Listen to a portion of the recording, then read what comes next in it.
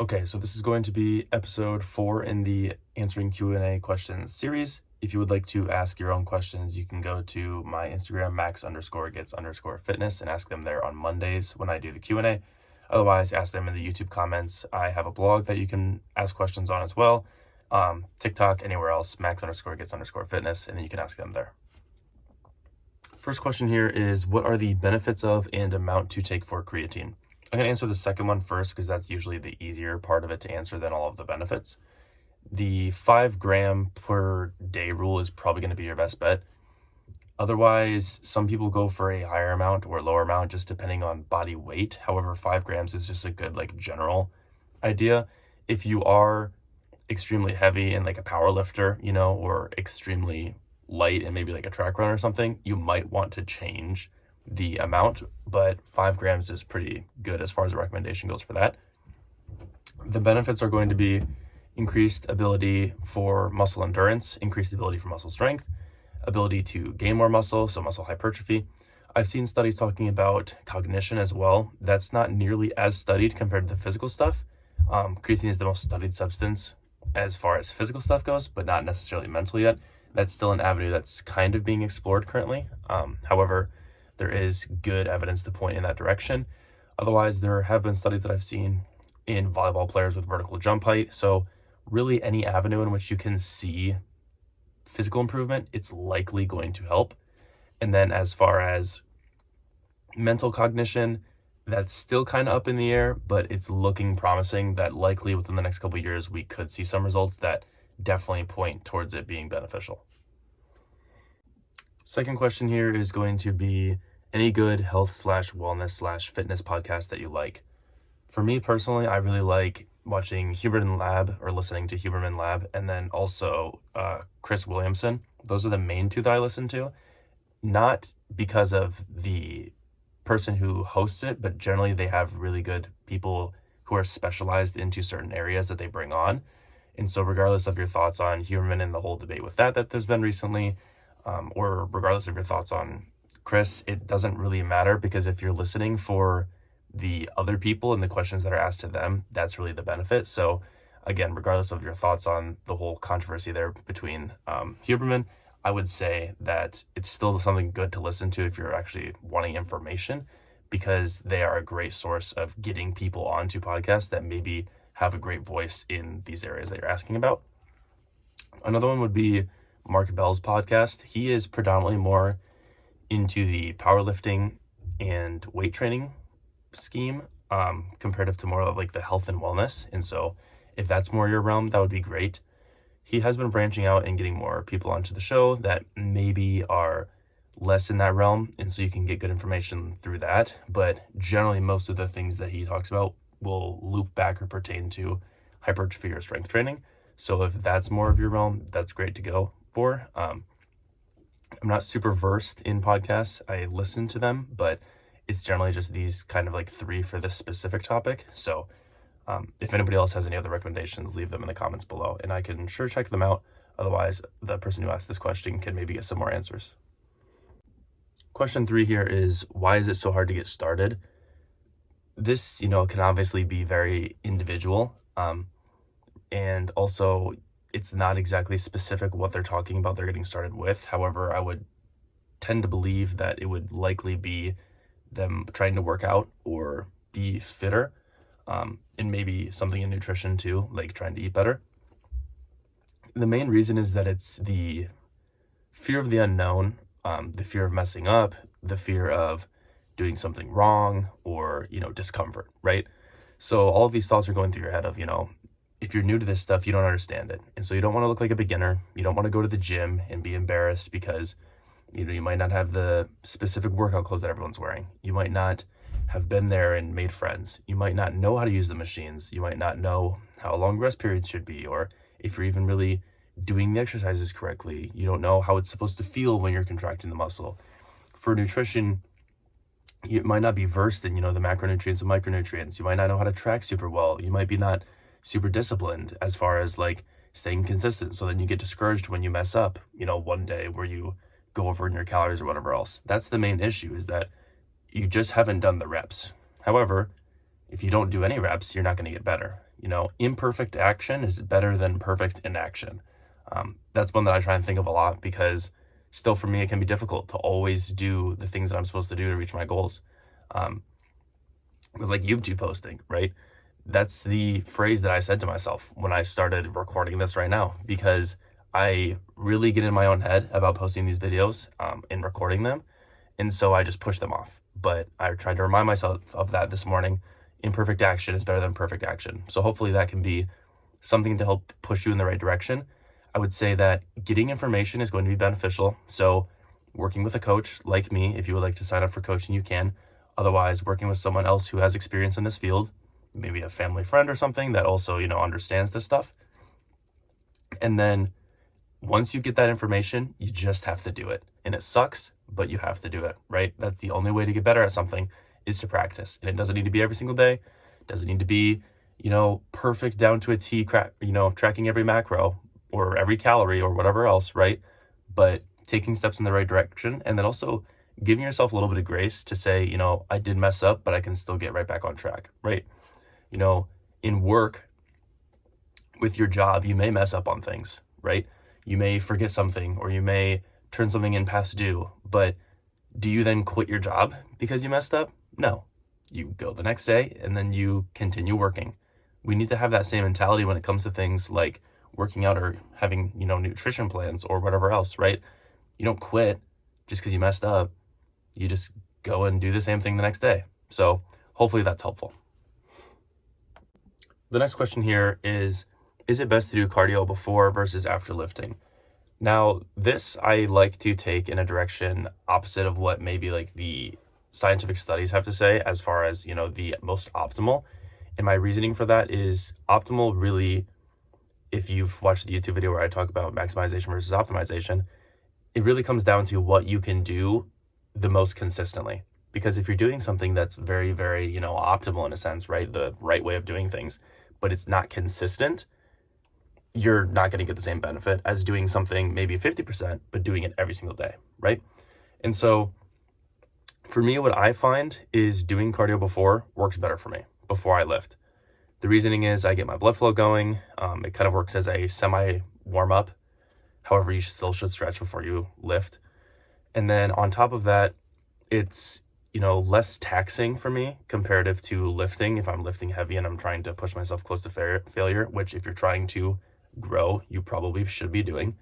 And so it's something to get me in the door and not be as, daunting, right? Like a heavy leg day, is a little bit more difficult probably than walking on the treadmill or whatever other thing, right? So that's how it works for me. However, if you are someone who wants to get the lift in and then you have time later in the day to do your jog or whatever else, right?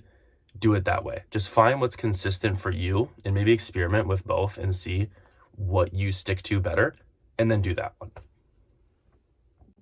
Next question here is, will running make you lose muscle mass? This one can be true. You can lose muscle mass while running. However, the main reason that you would be losing muscle while running is you're doing extreme amounts of endurance training to the point where your body's like, okay, we don't need to hold this much muscle for the task that you're requiring us to do, which is this amount of running. The other way would be if you're not eating enough protein and or calories in general. And I guess a third way that I can think of would be if you aren't sleeping enough. Sleep is huge when it comes to actually maintaining and growing muscle. And if you aren't getting enough, your body will just start losing muscle. Like it's pretty drastic. I mean, studies have found that you will get, if you're not sleeping well, nearly 50% of the growth that you could get from your weight training is just gone. Because if you're not sleeping enough, your body can't recover. Sleep is massively vital for muscle mass. However, with pertaining to this question again with running, if you are sleeping enough and you are getting enough nutrition, be it, carbohydrates to actually push your workout, fats in the same vein as that, and also with your hormones, and then protein to actually fuel muscle protein synthesis, keep your muscle at least maintained. And if you're running a fair bit, you should still be fine. Again, like if you're an ultra marathon runner and you are running miles and miles and miles and miles and miles daily, you might lose a little bit of muscle. However, if you're fueling properly, you're hydrated, you're sleeping, you shouldn't lose that much. And if you're the average runner, you're probably not going to lose any if everything else is in check. Next question here requires a little bit of nuance. So they say 2 sets versus 3 sets. Now, I am of the camp where I do both, depending on the exercise I'm doing, depending on the day, depending on how I'm feeling as far as like soreness, how tired I'm feeling. And so there is no real right or wrong. You need to do 2 sets or you need to do 3 sets for all of your movements. However, certain people respond better to certain things. Also, your goals may be dependent. If you are someone who is, trying to be a power lifter, you may be doing like 2 top sets, but then a couple back off sets, right? So that could come out to like 5 sets, right? So for them, 5 sets is perfect. You may be someone who is only going for hypertrophy, and you find that 2 sets works great. If you do 3 on your heavy compounds, like your squats, your RDLs, your deadlifts, you are super taxed the next day. And even though it's not the same muscle group, let's say you're doing, push the next day, so you're hitting chest, triceps, shoulders, that might still be, systemically taxing. And so you're just tired and you don't train well. So you might want to do 2 sets on those. Whereas something similar to like a calf raise isn't nearly as systemically taxing. It is going to fatigue the muscle, but no one really does calf raises and is like, man, I'm shot. Like, I can't do anything else, right? And so for that, you could probably do 3, 4, 5 sets, right? Not saying you should do that many sets. It's really going to come down to how your body responds. If you're training effectively and you're actually going close to failure or to failure on your movements, you could probably get away with doing less sets, 2 might be nearly the same as 3 if you're pushing hard to failure.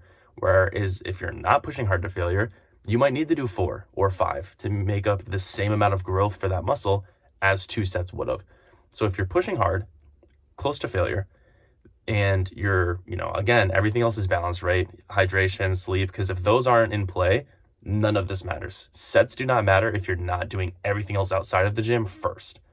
Then when you get into the gym, then you can focus on that stuff. I don't want you to get caught up on, am I doing the optimal amount of sets if you're not sleeping 8 hours? That's just not it doesn't matter, right? It's small potatoes in comparison. However, again, like I've explained, 2 or 3, it can vary. Find what works best for you on each movement and then stick to that, see how it works for a while. If after a month you want to switch it up, switch it up. If that works better, stick with that. Last question here. I don't want to go too crazy long on these videos. Fueled versus fasted workouts. I do both, just depending on the day. And again, this is going to come down to specifically how you function. If you work out bright and early in the morning, you probably don't want a giant breakfast or maybe even anything in your stomach, depending on how nauseous you feel or whatever else when you work out. You might not want food in your stomach when you work out in the morning.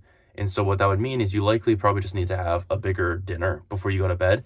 That way you have fuel still sitting in your system that's fully digested. So when you go work out in the morning, technically it's fasted, but you have all that energy sitting. And so this whole like fasted versus fueled, I don't really get, because you're always fueled if you have eaten something in the past couple days, because there's still some in your system. And otherwise your body's just going to burn fat on it and the stored glycogen, and that's going to be your fuel. So it's all fueled, if it wasn't fueled, we wouldn't be able to work out. And then as far as like the whole, fasted, like, when people do, 1 meal a day and then for the rest of the day they fast, you might want to, if you're that type of person, probably put your lift after that meal. That way you have the most readily available amount of calories you can to put towards your workout, because otherwise the other 23 hours in the day, let's say, you don't have as much sitting around. So again, I do both. It really just depends on when I'm lifting, how I'm feeling that day, but it's always going to kind of be fueled. So it doesn't really matter if you eat right before. I know a lot of people are hung up on this like Rice Krispie before they go to the gym. They need it. They need their pre-workout. It's habitual, and that's fine. There's no problem with that. However, again, I don't want people getting caught up on the small things that is like, well, am I fueling or fasting my workout if you're not working out consistently? If you're not working out consistently and your training isn't as good as it can be as far as effort goes, and you're not sleeping, it does not matter if you're fueled or fasted. So we need to focus on those things first, get those in, as much control as we can, and then we can focus on these smaller details, right? Again, so that's what, the point that I'm trying to make here is either can be beneficial, but just make sure everything else is in check first, and then we can worry about these things. That's going to be all the questions I have to answer today. Again, looking back at the list here, I have quite a few more to answer, so I will for sure be making another video, hopefully in less of a gap between this video and the last video. Again, still trying to get myself into the routine of this. And like I mentioned at the start of the video with one of those questions, imperfect action is better than perfect action. So I need to remind myself of that as well. But if you would like to get in touch with me for coaching or any questions that you may have, comment down below. Otherwise, look at the link tree in any of my bios on any of my platforms, max_gets_fitness, and you can check out any of the free content that I have. Otherwise, if you would like coaching through that link, you can sign up for my coaching. I have pre-made plans. It's something that you just follow along with. I have videos and presentations that go with it. So you are not having any guesswork. You are just following exactly what I have laid out, and you can just get in and get out. There's even home workouts, so you don't even have to go anywhere if you want to work out from home. Don't need any weights. You just need a backpack you can throw weights into. Otherwise, I have nutrition coaching. I have presentations that you can buy. Otherwise, I have actual custom coaching where I make a plan for you and you follow that. We do check-ins weekly, so I make sure that you're on the right track. If you have any questions about any of that stuff, again, leave them down below. Make sure to like, subscribe, all that jazz. And hopefully, again, I will try and make a video sooner than this last gap has been.